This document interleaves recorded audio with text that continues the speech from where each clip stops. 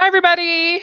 So, we are here to talk about the fifth Star Trek movie, and we're going to be talking about the masterpiece that is Star Trek V, The Final Frontier. And I'm here joined by my friend Tom. And Hi. do you want to say hi? Yeah, hi everybody. I'm Tom. I'm a Star Trek fan. Yeah, he sure is. So, we're going to have fun with this one. It's probably the most disliked of all of the Star Trek movies. And so, we're just going to try to find some good in it, I guess, and have some fun with it. So, okay, so here's my little summary that I'm going to try to do of it, like I do with all these podcasts. So here we go. Star Trek V, The Final Frontier, starts with Kirk, Spock, and McCoy on shore leave in Yosemite when they are interrupted by the Enterprise in order to rescue human, Klingon, and Romulan hostages on planet Nimbus. At the same time, Klingon captain, at the same time, a Klingon Captain Claw follows Kirk to hopefully defeat him. Kirk and Spock use Uhura to sneak their way onto Nimbus and meet Spock's half-brother Sybok. He has brainwashed the hostages and takes control of the Enterprise. Sybok wants to use the ship so that he can get to Shakare, which is supposed to be an Eden where life began. Sybok is powerful because he can remove people's pain and then control them. He manipulates McCoy by showing him the time he pulled the plug on his father. He tries to manipulate Kirk and Spock unsuccessfully. Eventually, they reach the Great Barrier and are able to cross it and land on Shakare. They find an entity there that seems to be God, but he wants access to the Enterprise. It turns out that Sybok is the God and he joins it. Kirk tries to get on the Enterprise, but Claw has returned and is firing on them. Kirk decides to beam up to the Klingon ship and explain the situation to Claw. A truce is reached and the movie closes with Spock, Kirk, and McCoy back on the vacation.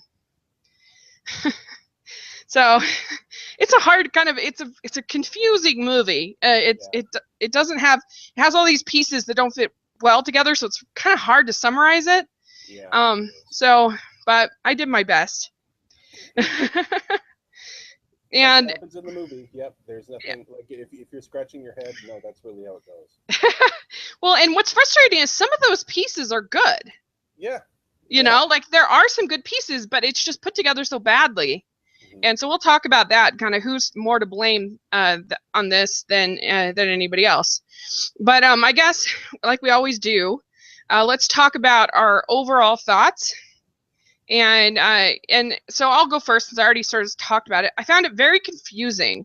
I felt like it was trying to be profound, but when you're going to bring up God and things like that, you kind of have to earn it. You know, like you have to. This is a movie I actually hate, but is the movie Contact. But at least because I find it, the way that it depicts Christians really bothers me. But at least with that movie, they kind of earned sort of dealing with religion, like because they'd set up characters and they built it up to the point where that was sort of a main theme of the movie. And it's not just sort of this tagged on thing. It's like the whole point of what's happening. And so, I don't know, that's just the best one I can think of as sort of a sci-fi example. But, or even like The Matrix or something like that sort of deals with these sort of deeper things. I think that movie earns it a lot more than this does. And so I don't know, it's just, it has all these pieces. It's trying to say certain things sometimes, but then it gets really silly at other times. And so I think that that's the problem with it, is that, yeah, it just, I don't know. It feels like you took two screenplays. One, it feels like you took Contact and, I don't know, like Attack of the Clones or something like that, and put it into a canon and mixed it all together. Yeah. And then kind of shot it out. And then, yeah, that's how it kind of feels. But I don't know. What do you think? What did you feel about it? Well, to kind of give you some idea of my history with this picture, I grew up. This one stands out as one I vividly remember. This was the Okay. first one I saw where I was very self consciously a Star Trek fan when I saw it. And at 10, 11, which is how old I was, I was really into it. Um, Actually, I had to have been younger than that. But anyway, but I liked it. I liked the music. I liked the sense of familiarity with the characters that comes through in many of the scenes, even though they're kind of dopey, they don't hold up anymore. But at the time, that's a lot of that stuff worked for me. But yeah, you're right. It is groping towards something uh, really significant and interesting, and it just kind of fizzles that effort. My understanding is that Gene Roddenberry had a real problem with this right at the beginning, and actually sent the script to Isaac Asimov and Arthur C. Clarke to try to see if they could fix it and get their thoughts on it. And that it was a disaster from beginning to end, and there were a lot of reasons for that. But yeah, there isn't a lot of follow through, I guess, with what the things they set up and the things that, excuse me, the things that it's attempting. Yeah, yeah, I agree. That's how I felt too. That's interesting that Isaac Asimov was involved in it, because that kind of would explain some of those higher themes a little bit. I feel like. Well, Wonder if that was. he wasn't deeply involved. He was asked to advise on how to approach this, but yeah, it's I wouldn't I don't think he would to He would acknowledge own it. having much to do. No, he wouldn't own this at all. Um, Probably not. but Interesting. yeah, I don't see his fingerprints in any of it, certainly. Okay. Yeah, I mean, I can see it in concept, but not in execution. Yeah, possibly. Yeah. Yeah. Yeah. Yeah, I agree. It is one of those frustrating movies that, I mean, I kind of feel the way about the Star Wars prequels, that like I feel like the concept is decent. Mm-hmm. Like the story about Anakin and his sort of why he becomes bitter and everything, but I feel like the execution, the acting, the writing, that is where it falls apart for me. And so I don't know, a lot of movies will kind of have that. They'll have a decent idea, but they just can't execute it all the way. So okay. So how much of the blame, or first question is, we always ask this, how does it relate to the series? Is there anything sort of about sort of any of these themes or any of these thing do you relate to any of this in the series? Yeah. There's actually another episode. There's an episode of the animated series where they go to the center of the galaxy and they meet not God, but the devil. And it turns out he's this alien named Lucian, and he's not such a bad bloke. Um, and that's on Netflix if you want to check it out. It's The Magics of Magus 2, it's called, if you want to check out that episode. Um, but yeah, Star Trek actually it's generally, its message is very humanist. It's very much about how we can make good decisions on our own. We don't need a holy writ or some belief in a higher power to get us to making good decisions, to get us to progressing. That isn't me. That's Star Trek, right? Um, and that's fine. Star Trek can say whatever it wants, and we can agree or disagree. But Mm-hmm. um, they had an opportunity to say that loud and clear, and they chickened out a little bit here. Mm-hmm. That wouldn't be the first time. There were episodes of the series where they approached that, but then chickened out a little bit because of, oh, it's the '60s, oh, NBC, they have to please the suits. Um, but yeah, they do chicken out a little bit here, as far as that goes. But yeah, the thing is, I think my feeling about this approach to humanism is that Gene Roddenberry may have left God behind in terms of something he believed in, but he couldn't leave it alone. Okay. God is literally a character in so many episodes of Star Trek. I can't even believe it. Like for an atheist, he sure can't quit talking about God. And it's not just God's a fraud. It's not just polemics. It's actually really thoughtful stuff and really interesting stuff. I think it's a sort of a troubled relationship Gene Roddenberry had with God. He didn't believe in God, but he couldn't quit thinking about it either. That's interesting. I think that's kind of where Star Trek is at too. It doesn't believe in God, but it can't quit thinking about it either. And this is an example of that. I think this movie might have made a half decent episode of the series without a lot of the junk. Right. I wondered about that. Yeah.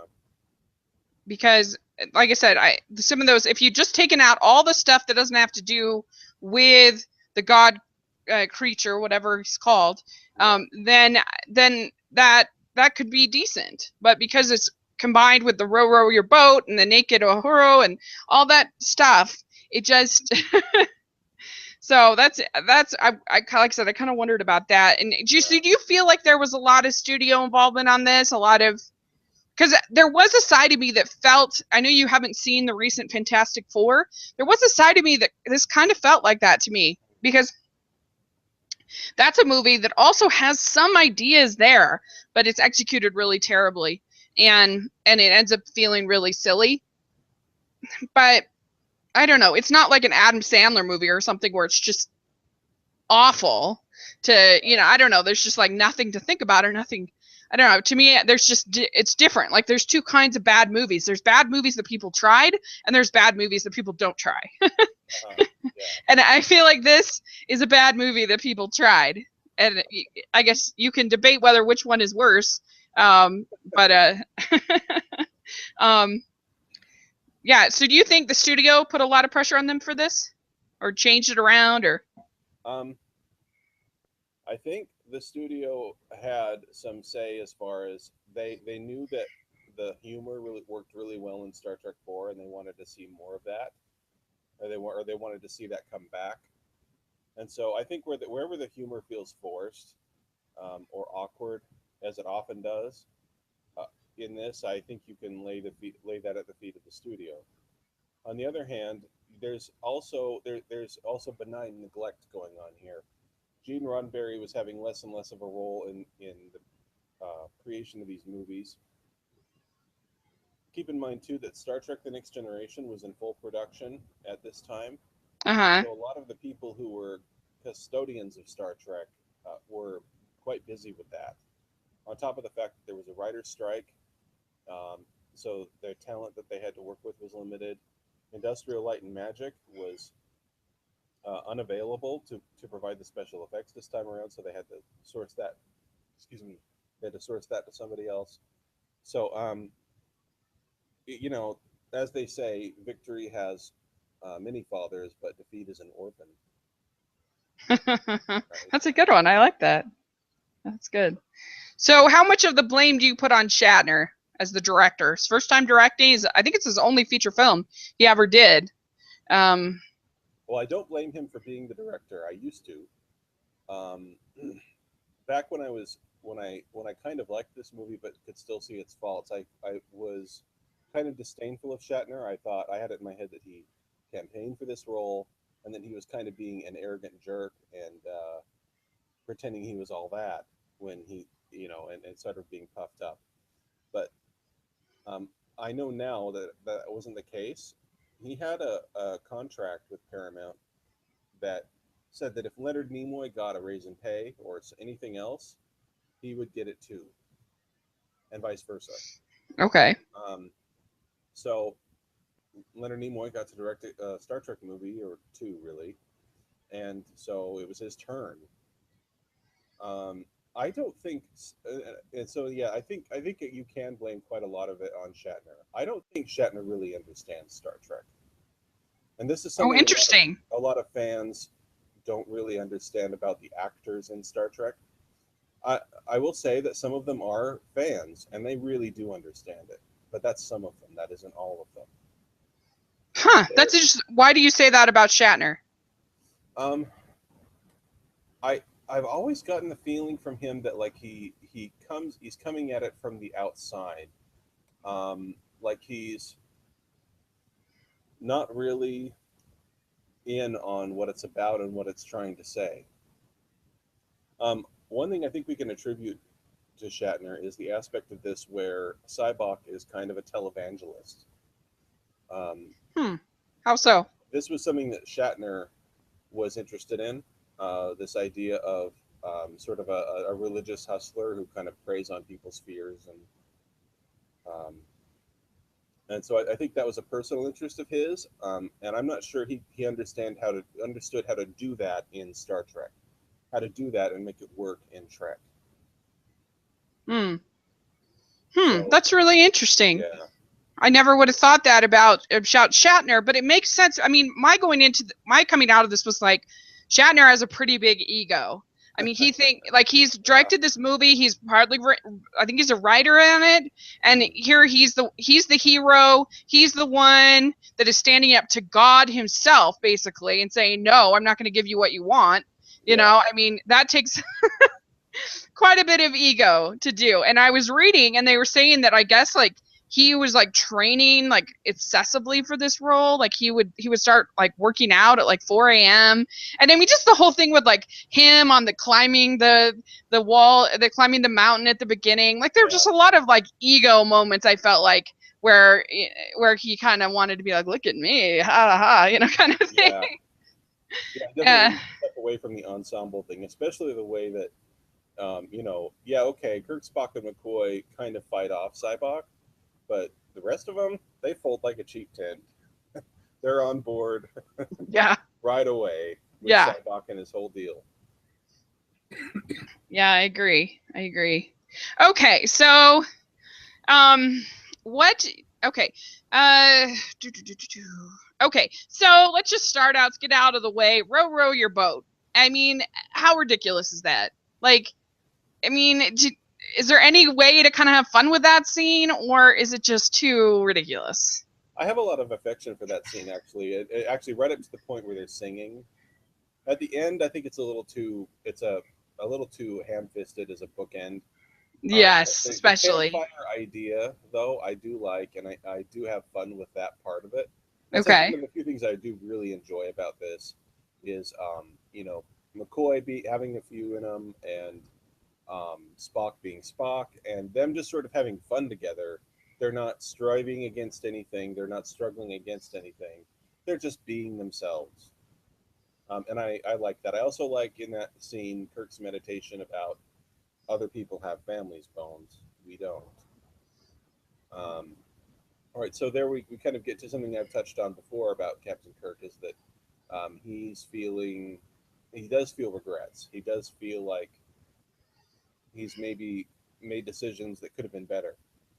And he let Daniel, right? His son's name is Daniel or Yeah. David. David. So he let David down. That Yeah, would be I his think regret. so. And this is where a big sin that I caught this time is that David is completely absent from the picture. What is that about? Really? He just died. Like, and this is the first Right. chance you've had to really process this, and no, nothing.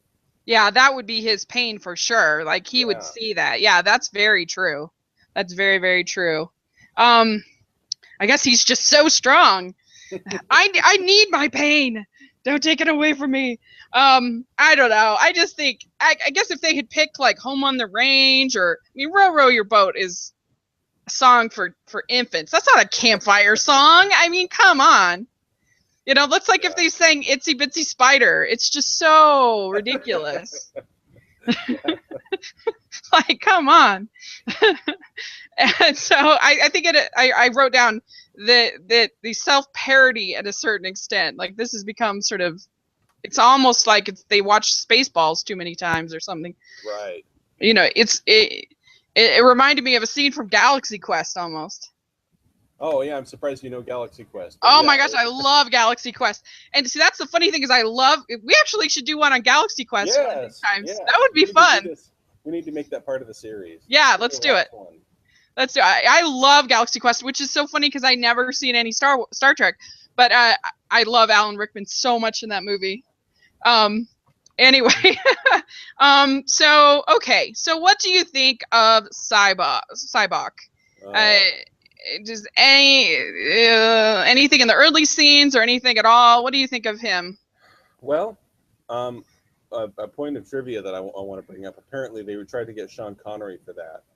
It seems like a weak Sean Connery. That I'm not surprised at he should have all to poor hear man that. Sean Connery. Yeah, poor man Sean Connery. But I do like. See, this is where it's frustrating.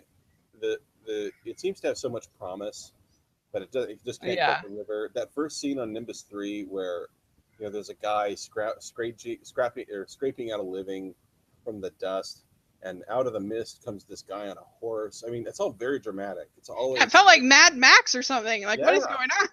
Yeah, I was like, it's like, wow, is this a Star Trek movie? Yeah, Um, you see Furiosa coming. right. And actually, there are a lot of moments, good and bad, where you go, is this a Star Trek movie? Yes, there really are for sure. But, I like that guy. Okay, so Cybok approaches him, and he's like, will you really kill me for this scrap of dirt? He says, all I have. The desperation in that is just so heavy. Yeah. And it plays so nicely there at the beginning. And I love that we're out of our comfortable sets. We're away from the studio a little bit. And we're out of our comfort zone. And I think that was an admirable attempt to get Star Trek out of the mold. And I appreciated that aspect of it. Mm-hmm. Yeah, I mean, like I said, there are those little attempts. I didn't mind that very first start, but I know once they got, what's the planet that the hostages are on? Nimbus 3. That's Nimbus 3. I thought Nimbus 3 was where that's Shah Rock, whatever. Yeah. Okay, yeah, you're right. I thought most of that was a total miss. They could have cut that whole part out of the movie, and it would have been much better. Yeah, most of that was pretty bad. Pretty bad. There were a few little things I liked. I liked the Romulan ambassador. I thought there was something maybe more you could have done with her, because she comes across as so plucky and young that I like the idea of a Romulan ambassador. She's probably been given this assignment because it's like, give it to the intern.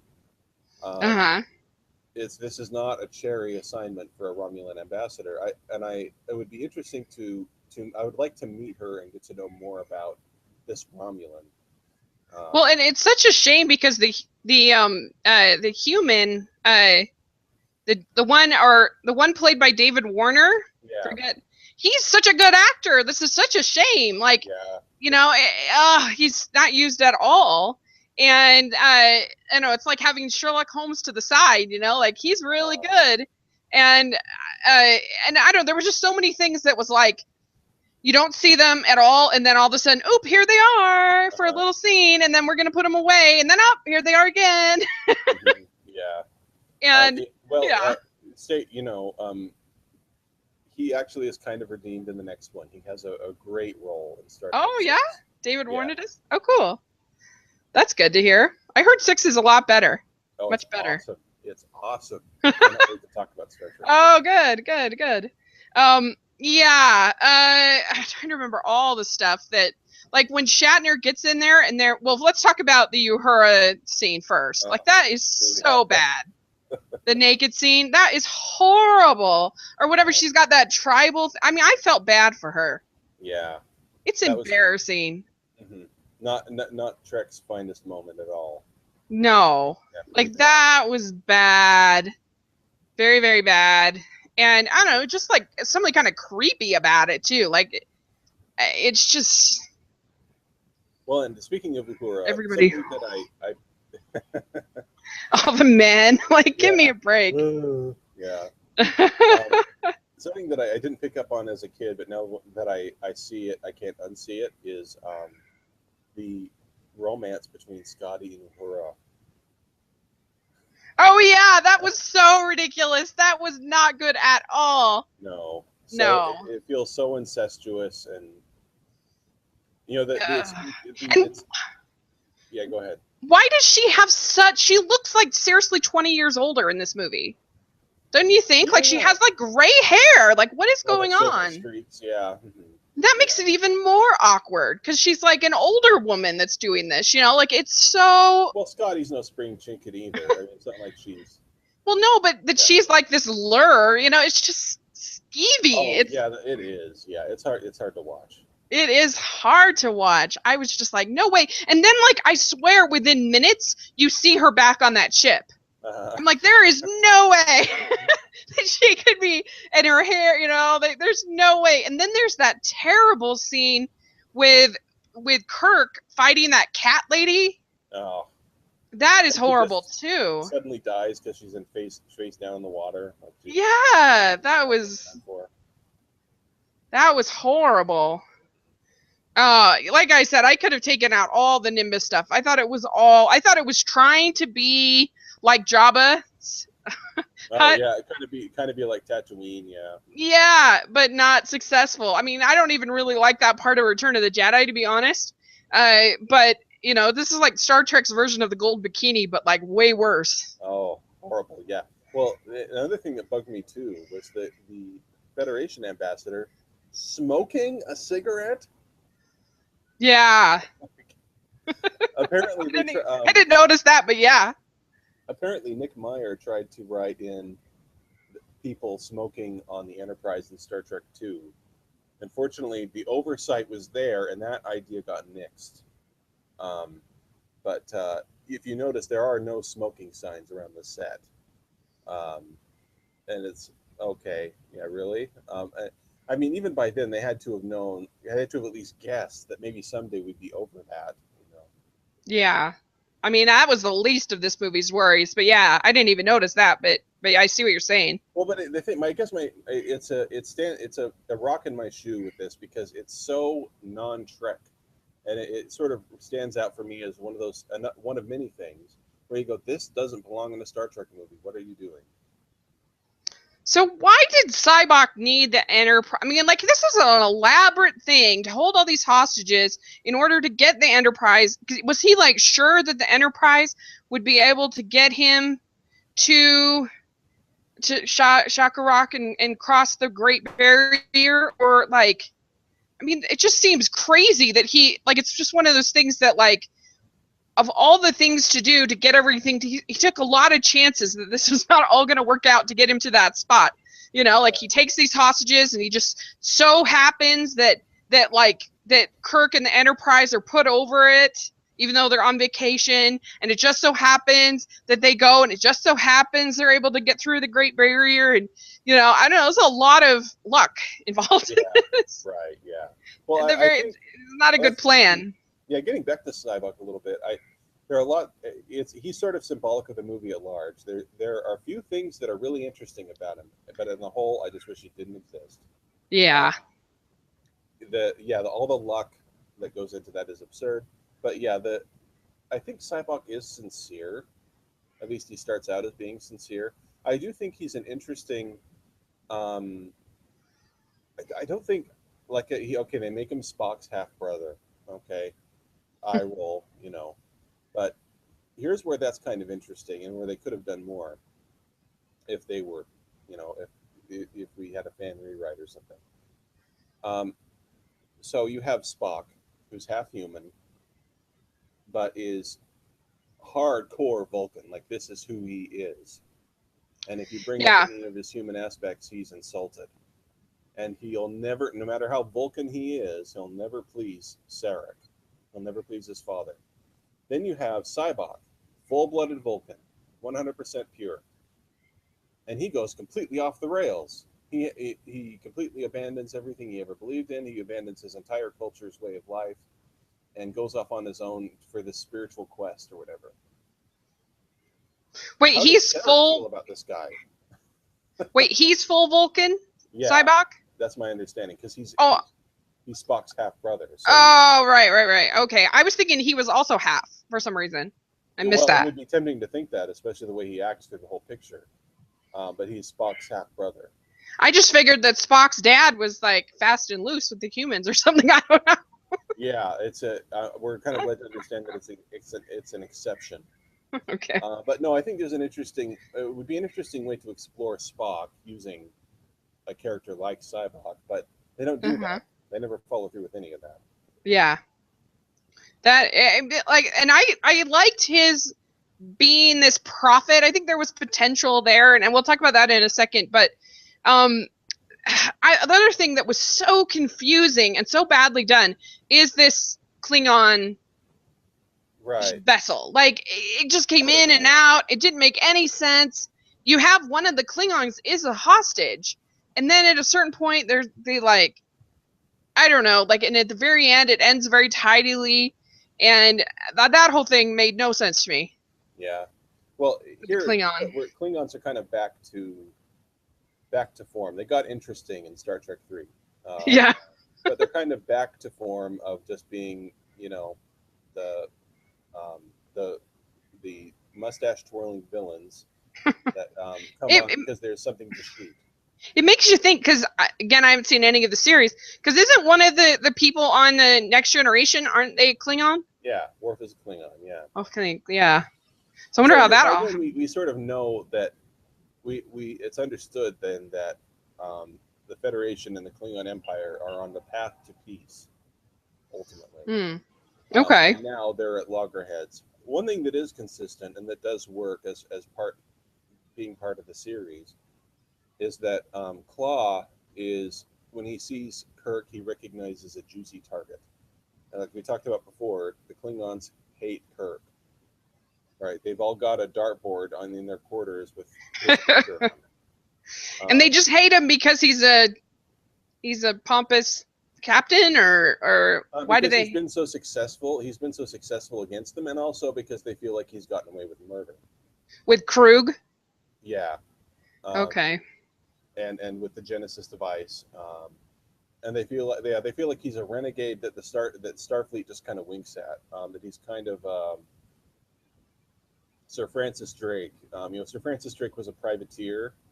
The Queen would say, "Don't you mess with the Spanish anymore," wink, and then he'd rob their ships blind. Right. So he's kind of like that. He's sort of this rock star in the Federation, but the Klingons are like, "Can you believe this guy isn't in jail?" That's kind of how they see it. Okay. In fact, He's like, not only do they want him in jail, they want him in a Klingon jail. okay. He's like how we see Putin or something like that, maybe. Right. Yeah. Okay, that makes sense. Okay, so one little part that I thought was kind of fun was when Chekhov was pretending to be Kirk, pretending to be the captain. Yeah. I thought that was sort of fun. Mm-hmm. And I like that character. I like Chekhov. I liked him ever since Wrath of Khan. He's fun. Yeah, he's cool. Yeah. I like the sets, even though even though the corridors are absolutely 100% the Next Generation corridors. I like the bridge. I wondered about that. Yeah, but I like the bridge, and I love the observation deck with the ship's wheel. Oh, that is so cool! I could watch a whole series with that bridge and that observation deck in the series. Really cool sets, and they make you want to go on the ship. Yeah, they were pretty good. There's some of the special effects we'll talk about, but some of the ship design doesn't really make sense. Like when they have they have that bar like right where like Scotty can hit his head. It's like that's not very good design there.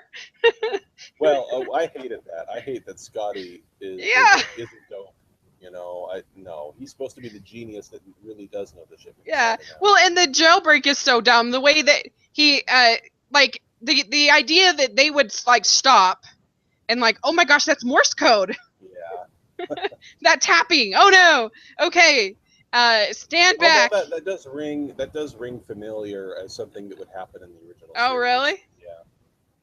And then I didn't notice this, but I caught it on one of the videos I watched, where when they're going up the shaft. Yeah. You totally can see the lift behind them for sure. But I didn't notice. I could see that, but I didn't notice that the numbers on the thing change from like it goes like 10, 28 and then like 22 and then like 32. Like they changed, like they're completely random, which I thought was really funny. And then like the ship itself isn't supposed to be more than about 15 to 20 decks, you know. It's what's 32? What's on 32, you know? Yeah. Yeah, I didn't like the shuttle bay either. I'm like, what the hell? That looks ridiculously small. You know, it just the scale of stuff was problematic for sure. It just felt really sloppy. It felt like a sloppy movie, and the green screen at times looked really bad. You could tell, and I don't think there's really an excuse for that, because by this point there had been some pretty good green screen in the series. So, so anyway, I guess we could talk about so I do think the idea of taking away pain is kind of interesting. Yeah. And I like that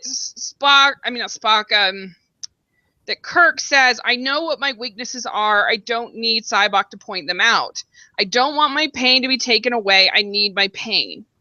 So what did you think of that? That whole scene. That is a very Star Trek sentiment.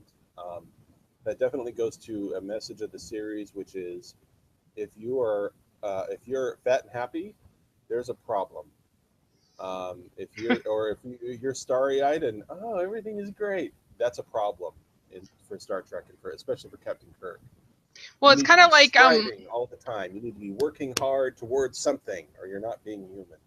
Was it in 3 where you said that I wouldn't be who I am?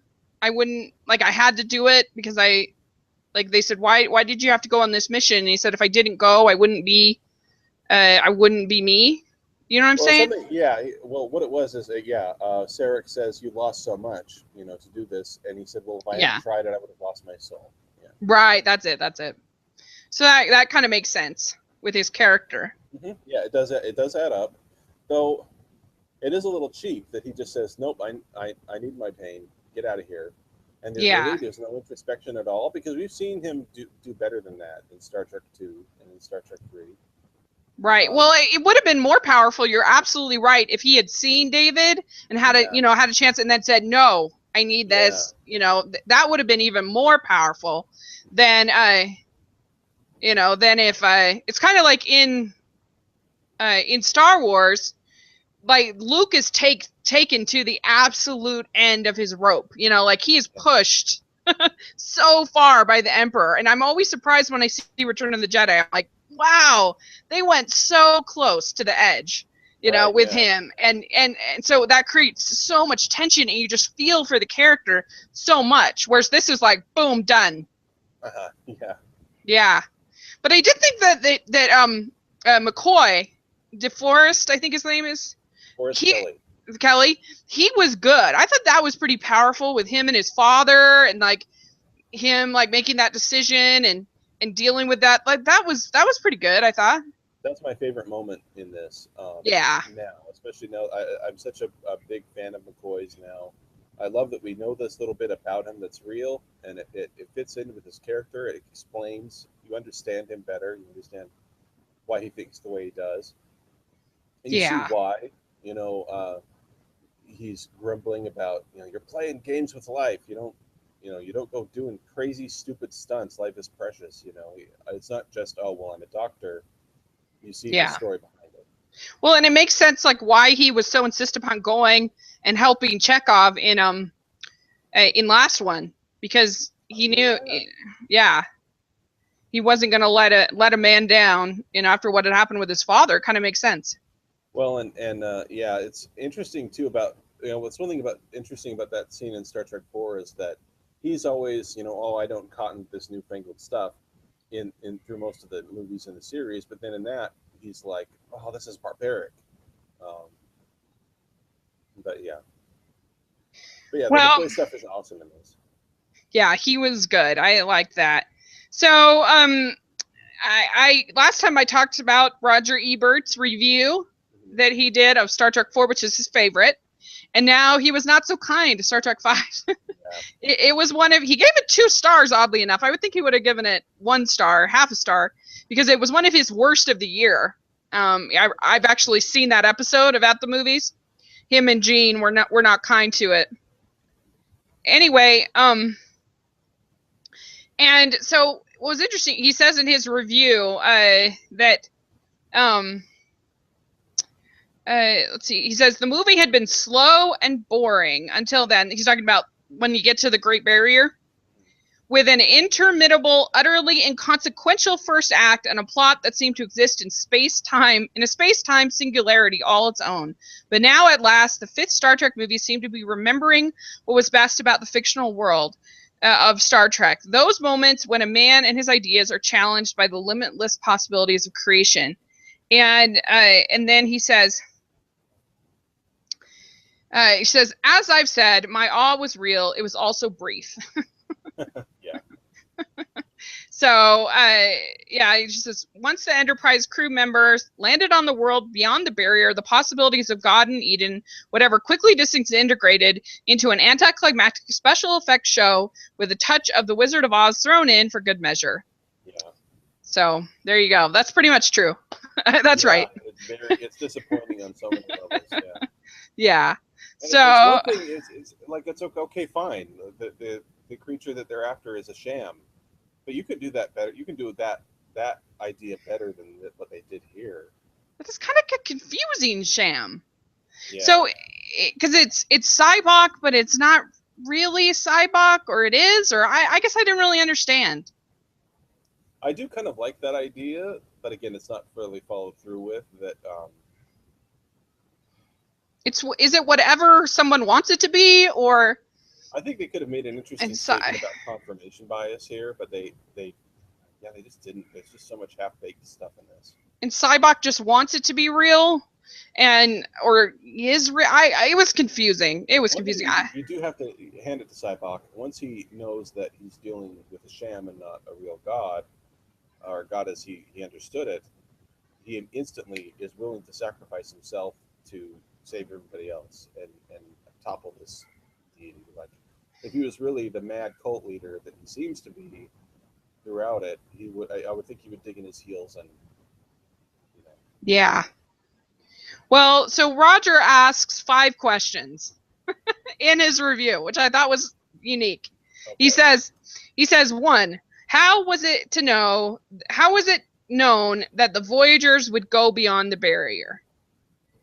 Like, so you get to this place and it's just confusing. Like, how, because you get to this place and how does it know to like lift up out of the ground, and how is it there, and where did it come from, and what is its powers, and how did it know that it come out then, or is it connected to Cybok, or is it not, or is it part of him, or it was confusing.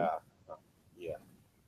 And the thing, like I said, the Star Trek series, the different series, have played with this idea of a god who is really an alien, but who still, claims the title after all. I really recommend the original series episode, "Who Mourns for Adonais," where they literally meet the god Apollo,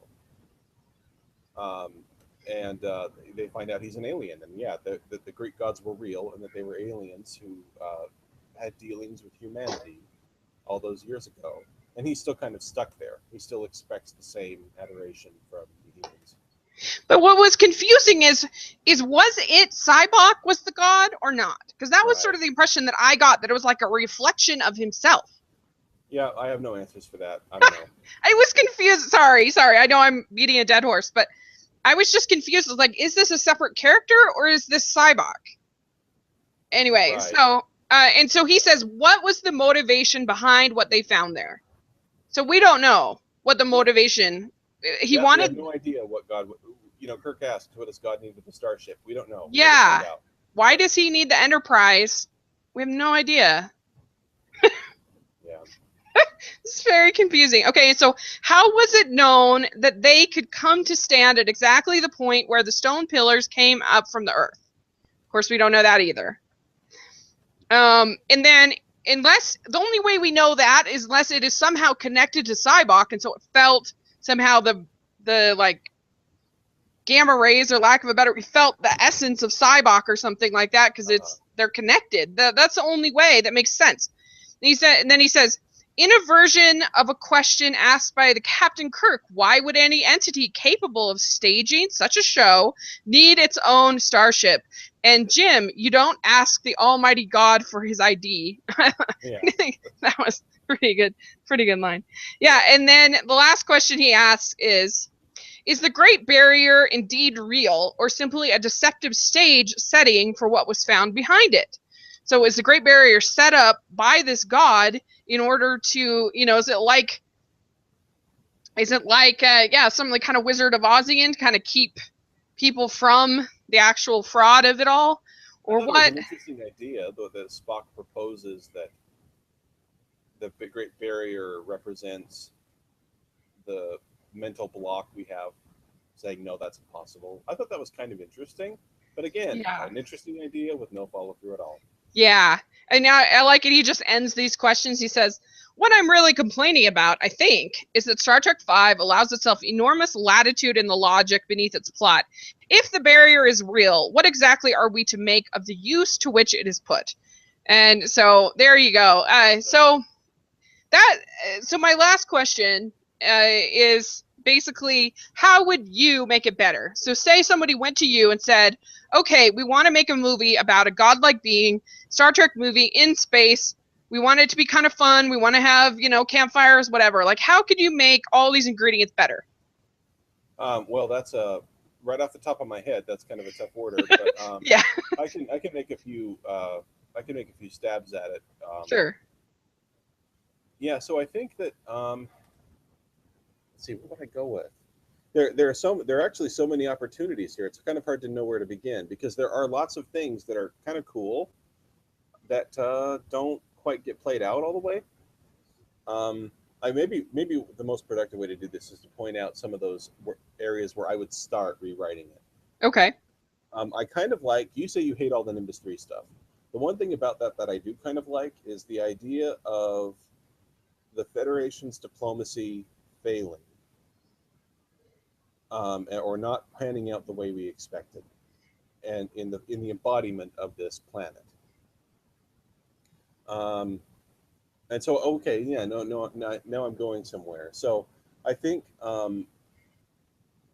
where the position that I would put Kirk and company in would be to defend the idea that it's worth trying to make peace, even though it doesn't always pan out the way we'd like. That it's worth trying to make peace with others and with ourselves, even though it doesn't always work out the way we'd like, and we're still imperfect in the attempt. I think that would be good. I like the idea of Sybok as a sort of as a Vulcan agitator, and I would have liked to have seen maybe more of his backstory in terms of what he gave up to leave his culture behind. I think I would probably not make him Spock's brother, but I would play up this idea of Sybok as a weird mirror image of Spock. Okay, that would make sense. Yeah, so all of that could have been really cool. And with a god creature, I don't know if that would have made it in at all. So I think yeah, is enough. Like those. Yeah, I think that could be really good. Kind of you have kind of a Cain and Abel sort of situation, a little bit. Yeah, sure. Mm-hmm. Yeah. So what I would do, if it were me, I would make the being an actual, like, defined, give him a name, give him attributes, give him, like, this is the barrier to get to him. You got this prophet. But here's the thing I would do. I would make it so that the being actually turns out to be basically Satan instead of a god. I mean, it is a god in a sense, but basically ends up being evil. It's an evil god. It's the personification of evil. And so what it takes to defeat this evil god or whatever is all of the goodness of everybody that's there. And so you have to kind of gather together, and you have to kind of, get all of your goodness to defeat the evil. And that would, like, and you'd have to have some sort of steps to kind of get there, and the Sybok character could kind of realize, oh my gosh, I have been duped by Satan, basically. I thought it was good. It turns out it's bad. And he could end up actually being part of this sort of combined goodness that we're going to use to sort of defeat this badness. And I think that that could be kind of interesting, kind of like the goodness of Decker, and I always forget her name. The girl was able to defeat the V'ger, or whatever. It was able to make it stop. And so I think it'd be kind of like that. What do you think? Well, the only problem I have with that is that, again, as a Star Wars fan, it makes perfect sense to me that you would go to the good and evil struggle. That is not so much Star Trek. Okay. Though I do like the idea of, having to reconcile or make sense of this being. It's interesting that you should go to it being Satan, because I've read that in an early draft, he is Satan, and Kirk has to save his friends from being literally thrown into hell. And those ideas got written out.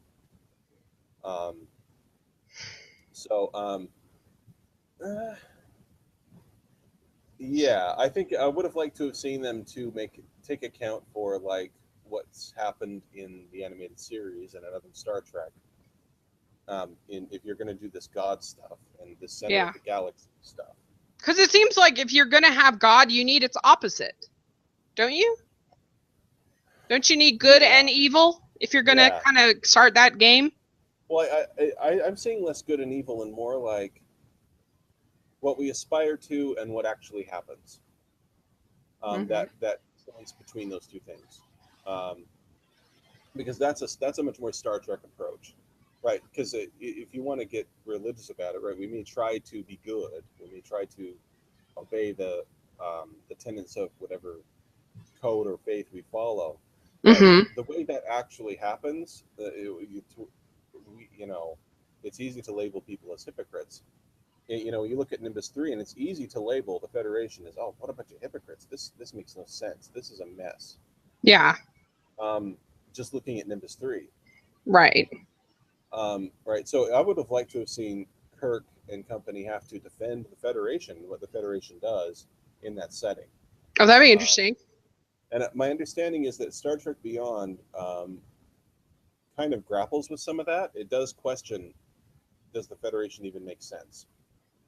I don't know the details of that. I haven't read the script, but it calls the very nature of this future into question. And so I think it could have been really cool to see a script that grapples with that a little bit. Yeah, it would be interesting. I think I'd take both of our ideas over what they ended up. I can agree with you there. So, all right. Well, that was all the questions I had. Did you have any other parts you wanted to talk about, or? Let's see. We got McCoy. The music. I kind of like the music. The electronic elements in the music were kind of new and fresh and interesting. And Glad you mentioned that. That as a kid, that was one thing that really rang in my head. Like I rented the movie repeatedly because of that music. So, yeah. Yeah, that's true. It was good. It's Jerry Goldsmith, I think, again. So that was good. And that's a good point. Yeah, it's kind of sad that Shatner never directed again. I guess he directed some television, but never a feature film again. Yeah, he's good at what he's good at, and I think he's figured that out. He's a lot easier to follow now that he understands. Yeah. What he's good at.